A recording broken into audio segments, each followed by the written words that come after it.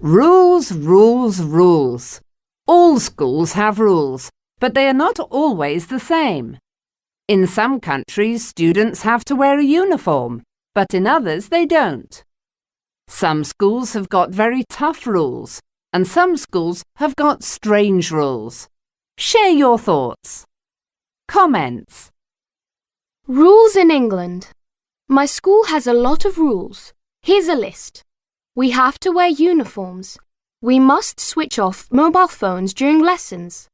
We mustn't run in the corridors. We can bring a packed lunch or buy food from the school canteen if we need to. We can't leave school during lessons. Rules in Kazakhstan. Here in Kazakhstan, we also have a lot of rules to follow. We must be in school by 8:30 a.m. and mustn't be late. We should be polite to teachers, each other, and visitors. We mustn't use mobile phones and other electronic equipment during our lessons. We need to keep our classrooms clean and tidy.